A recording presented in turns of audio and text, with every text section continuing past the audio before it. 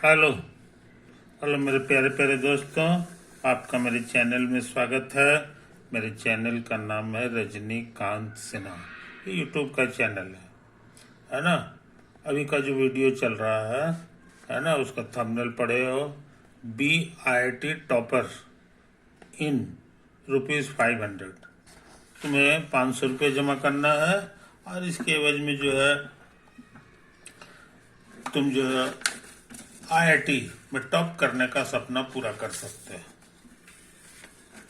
पैसा कहाँ भेजना है उसके लिए यही है, यही ट्रांसफर करना है। रजनीकांत सिन्हा, ये बैंक का कोड है, ये उसका अकाउंट नंबर है। इसी में 500, सिर्फ 500 रुपये जो है तुम्हें सेंड करना है।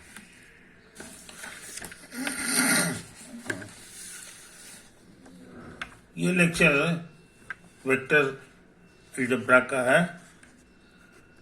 वेक्टर अलजेब्रा है ना। ये ऑलमोस्ट जो है समाप्ति की ओर है, जो हम लोग कर चुके हैं। अभी एक छोटा सा थ्योरम कर रहे हैं जिसका कहना है कि A×B और C से डॉट करा दो, और इसमें जो है ये ऐसे रहने दो और ऐसे रहने दो, समझे। ABC का ऑर्डरिंग चेंज नहीं हुआ है, सिर्फ क्रॉस और डॉट का जगह चेंज हो गया है। लेकिन हम लोग देखेंगे कि ये दोनों इक्वल है, समझे। Cross and dot interchange law, interchange law है ना। तो बहुत आसान है। LHS लिखा हुआ है A×B और डॉट C, है कि नहीं। तुमको बताए हैं कि इसी को शॉर्ट में हम लोग ऐसे लिखते हैं, ABC का बॉक्स। कॉमा नहीं दिया जाता है, बस इसी तरह से बॉक्स हो गया। अच्छा, अब RHS को ले लो। RHS लिखा हुआ है A.B×C। ये भी बॉक्स नहीं बनेगा, क्योंकि बॉक्स के लिए शुरू में क्रॉस चाहिए। कम्यूटेटिव लॉ डॉट में लागू है, तो हमको लगता है ऐसे लिखा सकता है, ऐसे लिखा सकता है ना। ये इधर आ गया, इधर आ गया। अब ये डिजाइन में आ गया बॉक्स बनने लायक। तो ये बॉक्स बनेगा, मगर ये हो जाएगा BCA का बॉक्स, समझे। तुमको सिखाए थे कि किसी भी बॉक्स में साइक्लिकली घुमा दोगे तो ये जो है फिर उतना ही कि उतना ही रह जाता है। तो ये इक्वल टू हो जाएगा। इसको स्टार्ट करा रहे हैं B से, न है BCA, A से शुरू करो तो ABC हो जाएगा। AB साइक्लिकली इसको घुमा दिए, आ तो क्या दोनों सेम आ गया। इस तरह से ये वाला नियम भी पक्का है, ये नियम भी पक्का है। एक और थ्योरम है जो हम कर चुके हैं, समझे कि नहीं। वो था हमारा A×B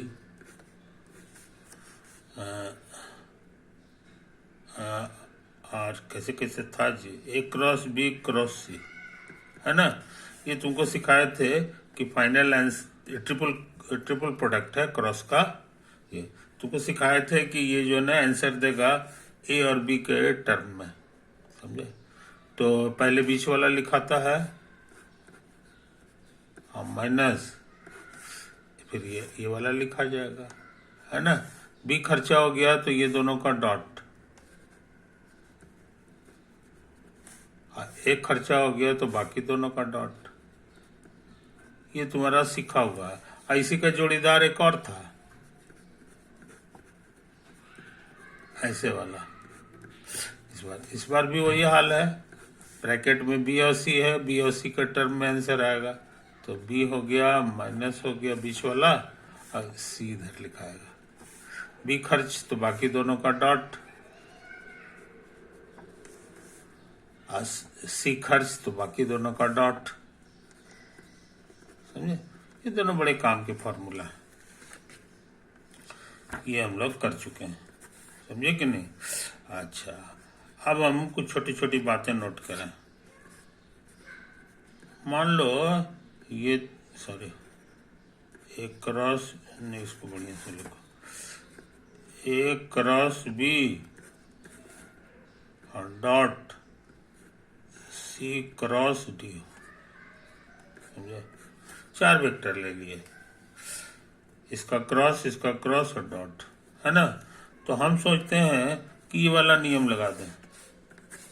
ये कहता है क्रॉस और डॉट का जगह चेंज हो सकता है, तो यहाँ भी डॉट है और क्रॉस है, इसका जगह चेंज कर दो, तो हो जाएगा ए क्रॉस बी और क्रॉस सी और डॉट डी, जगह चेंज हो गया। तो ये पहले ब्रैकेट इसमें पड़ेगा, है तो ना। ये तो आया बाय रूल नंबर 1, इसको रूल नंबर 1 कह दो। अच्छा, इसको 2 नंबर कह दो, इसको 3 नंबर कह दो। तो हमको लग रहा है इसी शक्ल का है ना। ये तो इसका आंसर लिख दे, ए डॉट सी और टाइम्स बी और माइनस ब्रैकेट में है ए भी आएगा और बाकी दोनों का डॉट हो गया, है कि नहीं। अब फिर यहाँ जो है ना डी को उतार दो। हाँ, ये स्केलर है, ये डॉट है, तो तुम पढ़े हो सब में डॉट हो जाएगा, स्केलर किनारे फेंका जाता है। और ये हो गया बी डॉट डी, और ये हो जाएगा बी डॉट सी और ए डॉट, समझे। तो हम लोग बहुत इंपॉर्टेंट फार्मूला कर लिए कि ए क्रॉस बी और डॉट सी क्रॉस डी असल में ऐसे ही हो जाता है ना। ये भी फार्मूला है, इसका भी नंबर कोई दे सकते, 3 नंबर हुआ, ये 4 नंबर। इसको याद रखना आसान है, एक एक ठो छोड़ के पहले यहाँ लिखा जाता है।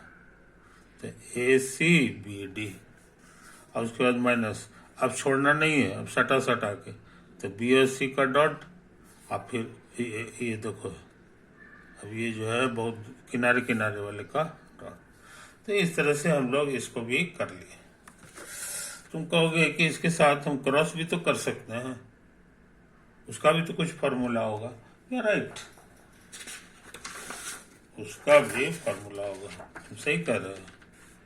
तो ए क्रॉस बी और क्रॉस सी और क्रॉस डी, 4 वेक्टर का ये हम क्रॉस लिखने जा रहे हैं, है कि नहीं।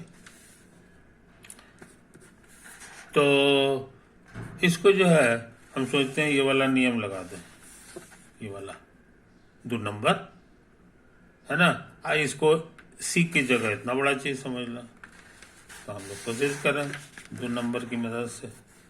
ये कहता है फाइनल आंसर हमारा जो है वो ए और बी का टर्म में होगा, इसको 9 तक आधा कर दो, हम इसी का टर्म कर रहे हैं। इसको एक चीज समझ लो, तो पहले बी लिखाएगा और माइनस ए लिखाएगा, ये तो आया। नियम कहता है कि बाकी जो डी को छोड़ के बाकी जो है उसका डॉट करना होगा, ए डॉट सी क्रॉस। उसी तरह से एक खर्च हो गया तो बाकी दोनों का डॉट होगा, बी डॉट सी क्रॉस, समझे। अच्छा, अब हम लोग जो है इसको बॉक्स बना दें, क्योंकि ये मिक्सचर है, तो तुमको पता ही है ये शायद ऐसे ही हो जाता है, ए सी डी हो जाता है, और ये बी हो गया, अब माइनस ये भी बॉक्स बनेगा क्योंकि मिक्सचर है, तो हो जाएगा बी सी डी और टाइम्स, समझे। ये तो है कहानी। ये सब हम लोग खोजे हैं कितना के बराबर, ये है हमारा एक्चुअल में ए क्रॉस बी और क्रॉस सी क्रॉस, समझे कहानी। यही तो है। अब हम सोचते हैं इसको फिर से लिखें। आओ, ए क्रॉस बी और क्रॉस सी क्रॉस डी, इसको फिर से लिखें। इस बार सोच रहे हैं ना कि इसको एक चीज समझे और इसको दो चीज का क्रॉस समझने गाढ़ा कर दिए हैं। तो इसके में भी वही पुराना नियम लगता है। ये कहता है कि अब जो फाइनल आंसर होगा वो सी और डी के टर्म में होगा। तो ये सी हो गया बीच वाला और डी वाला हमारा इधर हो गया। अच्छा, अब सी खर्च हो गया तो बाकी जो बचा उसका डॉट होगा, ए क्रॉस बी और डॉट डी। और यहाँ पर डी खर्च हो गया तो बाकी दोनों का डॉट, क्रॉस बी और डॉट सी। कोई समझे? कोई दिक्कत नहीं। अच्छा, अब इसको जरा गौर से देखो। मिक्सचर है तो बॉक्स बनेगा ए बी डी। ये भी लगता है बॉक्स बनेगा A B C times D. अच्छा, इसको उतार दो, यहीं से काम शुरू किए थे। तो ए क्रॉस बी और क्रॉस सी क्रॉस डी। कुछ समझे? कोई दिक्कत नहीं। अब इसको गौर से देखो, ये दोनों एक ही चीज है। ये इतना है, ये इतना है, तो ये लोग भी आपस में बराबर हो गया। तो इसको बढ़िया से लिख लो, है कि नहीं? ए सी डी का बॉक्स, ए सी डी का बॉक्स टाइम्स बी और minus box B C D times A. अब बराबर इसको उतार दो, box A B D times C और minus box A B C times D. समझे? ये तो आया। अब देखो, इसको सोच रहे इधर ले आए, ये सबको इधर ले जाए तो आ गया बॉक्स ए बी सी, है ना, टाइम्स डी। इधर आ गया, इधर आके बी सी डी टाइम्स ए। ये भी इधर आएगा माइनस ए सी डी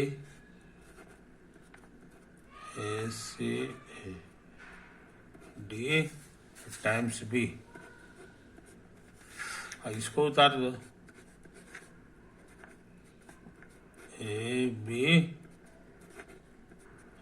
डी टाइम्स। समझो? कोई दिक्कत नहीं। अब हम सोच रहे हैं इसको साइक्लिकली घुमा दें। इसको डी से शुरू करेंगे तो ऐसे घूम के आएगा, डी बी सी। ऐसा करने में कोई हर्ज नहीं है। यहाँ प्लस लिखो।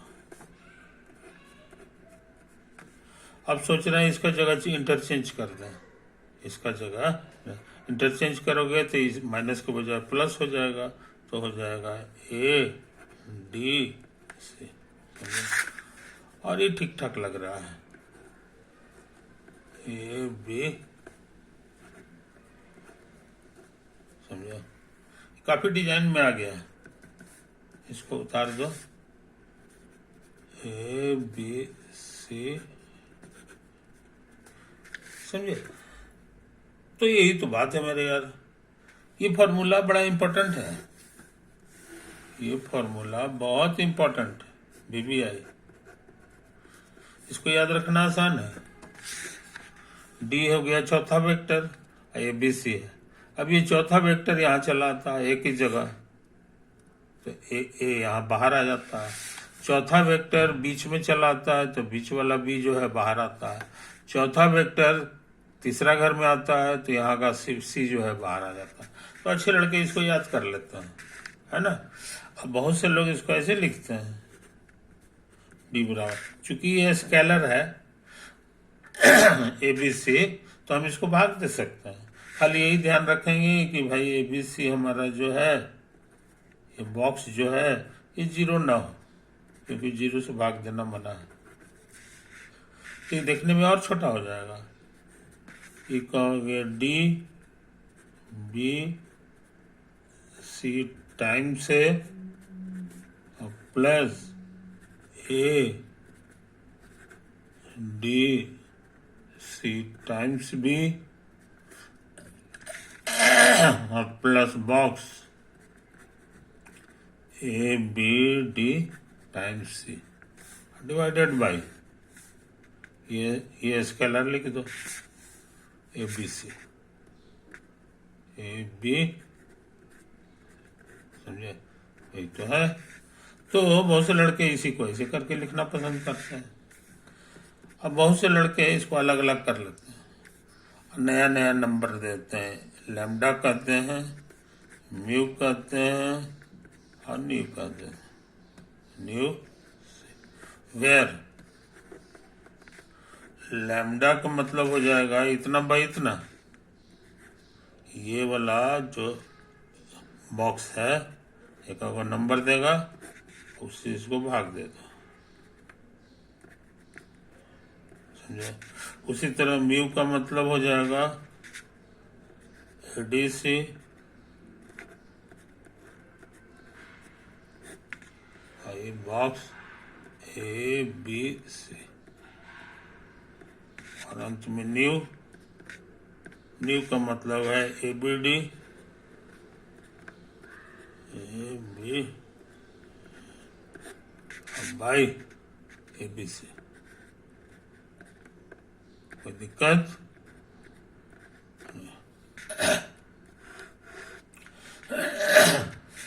तो यही आ गया डी। इस तरह का जो वेक्टर होता है ए बी सी, और यहाँ स्केलर कोई भी स्केलर से गुना कर सकते हैं, is called a linear combination of A B C. A linear combination of A B C. A B C का ये लीनियर कॉम्बिनेशन हो गया, है कि नहीं। तो मोटा मोटी रूल क्या हुआ, सो क्या समझ लो।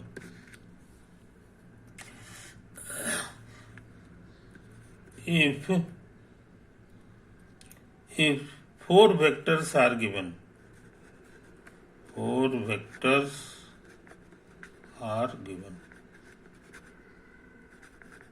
और वेक्टर हो गया A B C D are given, then fourth vector, चौथा वाला vector can be written as a linear combination of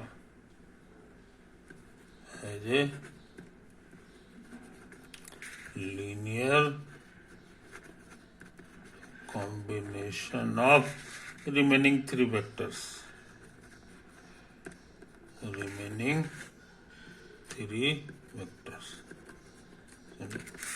तो ये बहुत इंपॉर्टेंट रूल है।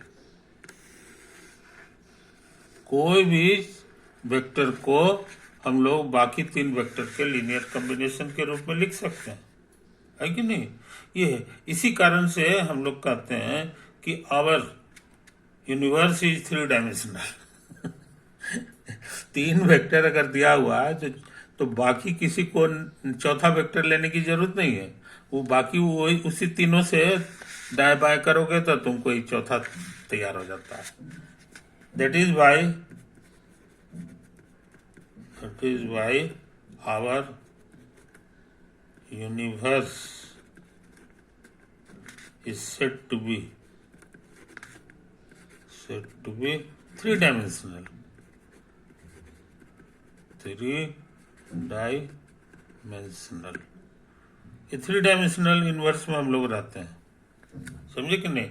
कोई भी वेक्टर होगा तो वो जो है उसको अलग से तीसरा चौथा चौथा पांचवा वेक्टर मानने की जरूरत नहीं है। वो सब शुरू वाले 3 वेक्टर है उसी की मदद से लिखा जाता है, देख लो ये है कि नहीं। तो ये बहुत तगड़ा नियम है, ये बहुत तगड़ा नियम है जो हम लोग कर चुके हैं।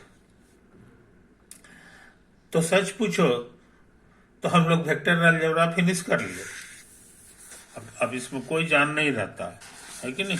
तो हम लोग अभी तक क्या क्या किए हैं सो समझ लो, है कि नहीं। वेक्टर अलजेब्रा की पढ़ाई हमारी पूरी हो गई है, पूरी हो गई है। Vector algebra is completed.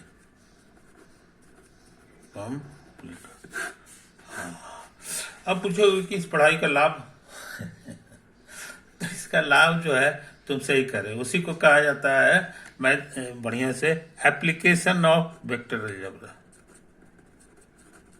Application of vector algebra, है ना। तो तुमको ज्योमेट्री काफी पढ़ना है ज्योमेट्री तुमको बहुत पढ़ना है, ठीक है। तो ज्योमेट्री में इसका बहुत उपयोग है, समझे कि नहीं। ज्योमेट्री को घनाघोर होने से ही बचाता है। ज्योमेट्री को अगर हवा में छोड़ दोगे तो बेचारा XYZ लिखत लिखत तो उसका तबाह हो जाता है। लेकिन यहाँ जो है सीधे एगो वेक्टर लिखेगा, कहेगा हो गया, ये तीनों को अपने में छिपाए हुए, समझे कि नहीं। तो वेक्टर अलजेब्रा में इसका जबरदस्त इस्तेमाल है, लोग इसको दिल से चाहते हैं। जब तक ये नहीं आया था तब तक ज्योमेट्री घनाघोर होता चला जा रहा था, समझे कि समझ में नहीं आ रहा था कि क्या किया जाए। तो कुछ ग्रेट मैन हुए, हार्डामान वर्ड हो गए, वही लोग ये पढ़ाई खोजा है ना। इसको खोजने के बाद जो है ये आरामदायक पढ़ाई हो गया, आरामदायक पढ़ाई हो गया, है कि नहीं। तो इसका उपयोग है। दूसरा जो है फिजिक्स, तो फिजिक्स के कई ब्रांचेज हैं, जैसे कि मैकेनिक्स, थर्मोडायनेमिक्स,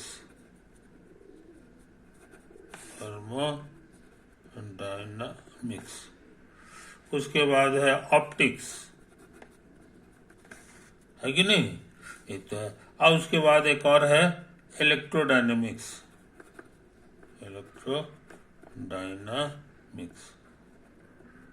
इसमें दो तरह के होते हैं, इलेक्ट्रोस्टैटिक एंड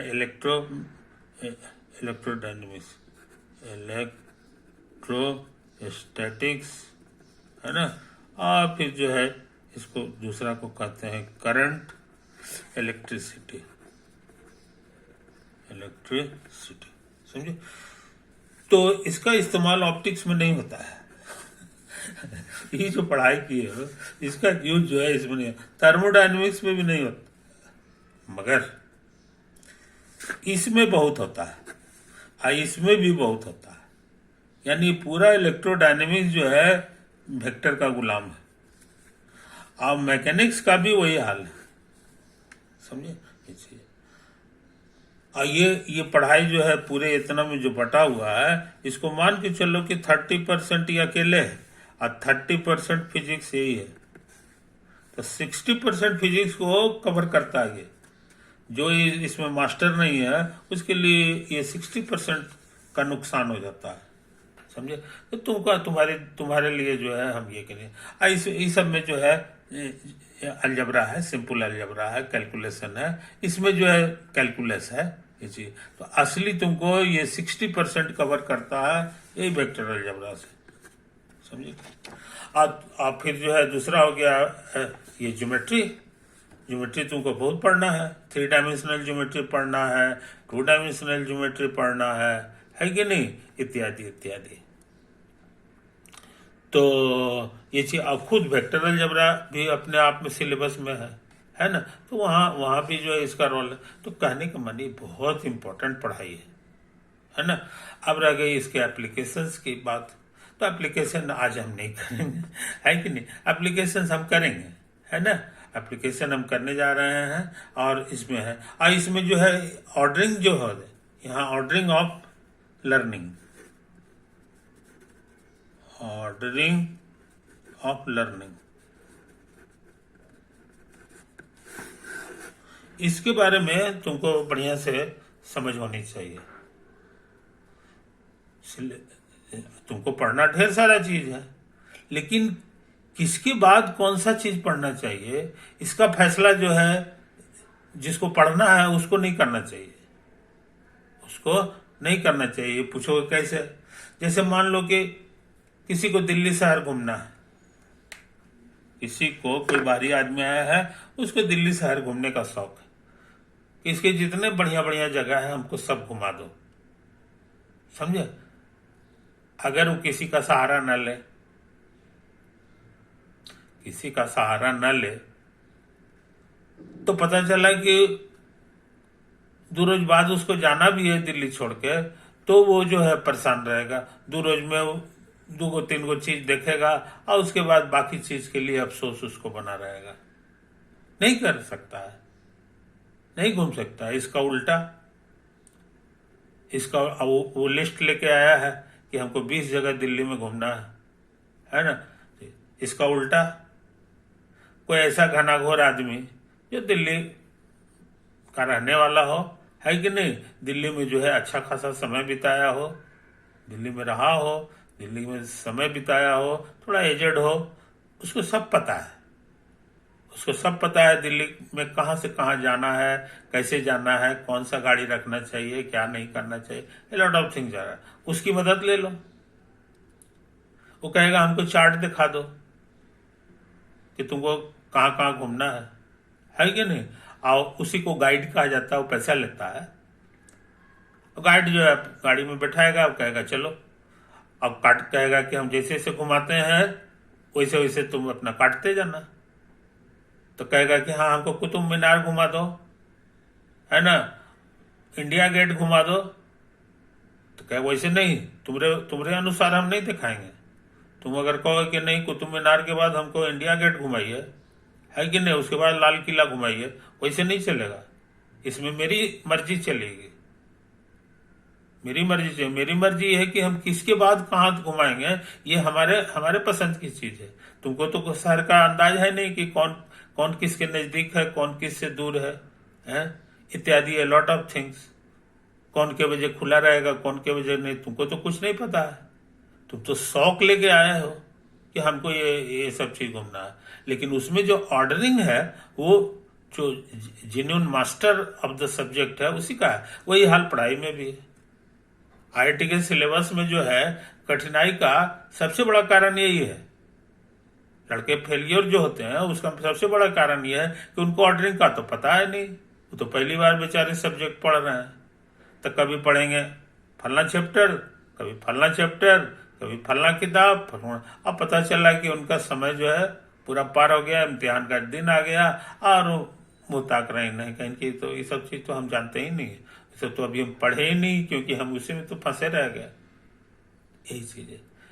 तो हम यहाँ मास्टर ऑफ द सब्जेक्ट के रूप में यहाँ उपस्थित है। इसलिए किस चीज के बाद क्या पढ़ना है ना, इसमें मेरी दखल अंदाजी है ना, और उसको मानना होगा। तुम हमको ज्ञान मत देना, हमको ज्ञान मत देना कि सर वेक्टर अलजेब्रा अभी काहे पढ़ा रहा है, अभी कॉम्प्लेक्स नंबर पढ़ाई दीजिए। अरे यार तुमको क्या पता है कि किसके बाद क्या पढ़ना चाहिए, कौन किसके नजदीक है। उसको पढ़ेंगे तो हमको क्या क्या चीज की जरूरत है ये तुमको पता है, तुमको तो नहीं पता है। तो हमको जो चीज जरूरत है आगे पढ़ने के लिए, उसको हम पहले न पढ़ाई को नजदीक कर लेंगे। हम चूंकि सब्जेक्ट पढ़े हुए इसलिए हमको पता है। इसीलिए जो एक्सपर्ट ऑफ द सब्जेक्ट रहता है उसके बताए हुए रास्ते पे चलो, है ना। तुम्हारा काम लर्नर का है, लर्नर का काम है सब्जेक्ट तुमको आसानी से समझ में आते जा रहा है, बहुत अच्छी बात है। बहुत जल्दी सब कुछ में सफलता मिल जाएगी, है ना। इसलिए मेरे दोस्तों तुम शौक से पढ़ो, है ना। मेरे एक एक वीडियो को देखो, वीडियो के ऑर्डरिंग को चेंज मत किया करो, ऑर्डरिंग ऑफ वीडियोस। हमेशा लेक्चर नंबर 1 से शुरू करो, है ना। लेक्चर नंबर 2 से शुरू करो, 1 के बाद 2 पढ़ो, 2 के बाद 3 पढ़ो, लेक्चर 3। ये है वजह कि मान लो आप 3 पढ़ रहे हैं, अब इसमें एक ऐसा जगह फंसोगे कि इसका माथा खराब हो जाएगा, कहो कि इसका तो बैकग्राउंड हम जानते ही नहीं, इसके तो नाम भी नहीं सुने। तो नाम इसलिए नहीं सुने क्योंकि ये तुम ये सब पढ़ के नहीं आया, और अगर ये सब पढ़ के आओगे तो ऐसा बीमारी खत्म हो जाएगा। हर चीज के बारे में तुम उस्ताद हो जाओगे, कंसेप्ट तुम्हारा एक एक लाइन से क्लियर होगा, है कि नहीं। इसी तरह से है। तो ये लेक्चर नंबर हमारा था 145 था, ऐसे ही करके है। तो यहाँ तक वीडियो हो गया, 145 वीडियो है। तो 145 वीडियो को पढ़ने का चीज है, ये पढ़ाई है। तो पढ़ने का चीज जो होता है, ऐसा थोड़ी होता है कि आधा घंटा देखे और कहानी खत्म हो, ये हो गया। उसको रिराइट करना होगा, रिप्रोड्यूस करना होगा। हम लोग अक्सर बोलते हैं कि पढ़ो और उसके बाद रिप्रोड्यूस करो। रिप्रोड्यूस का मतलब होता है कि तुम अपने कलम से वो पढ़ी हुई बात को कागज पे लिखो। दिक्कत होता है फिर से वीडियो देख लो कि हाँ जो है ऐसे इसमें क्या था, हम भूल रहे हैं, तो उसको ये सुधार लो। लेकिन उसको जैसे यही वाला हम किए, ये फॉर्मूला निकाले ना, तो कहाँ से निकाले, तुरंत भर में थोड़ी आया, ये था ऐसे ऐसे ऐसे ऐसे। तो ये जो है डेरिवेशन करना है। परीक्षा में आ रहा है कि नहीं आ रहा है, ये सब बात मत किया करो। तुमको क्या पता है, परीक्षा का दिन भर करते रहोगे, पता चला कि परीक्षा ही भाग गया तुम्हारे लिए, है ना। ऐसा गलती मत करो। सब्जेक्ट का पहले नॉलेज हासिल करो, लाइक करो, उसके बाद सारी चीजें तुम्हारे लिए आसान हो जाएंगे, है कि नहीं। तो उसको रिप्रोड्यूस करो। अगर रिप्रोड्यूस नहीं हो रहा है, अगली दफा ट्राई करो, तो अच्छा खासा तुमको समय लगेगा। आधा घंटा का वीडियो को डाइजेस्ट करने में 1 घंटा 2 घंटा भी लगता है। बहुत लड़के कहते हैं सर हमको 3-3 घंटा लगता है। ठीक है यार, यही तो पढ़ाई है ना। तो ये तुम जल्दी से जल्दी कर लो मेरे यार। और ऑर्डरिंग जो है जैसे कहते हैं उसी के अनुसार चलो। Okay, bye.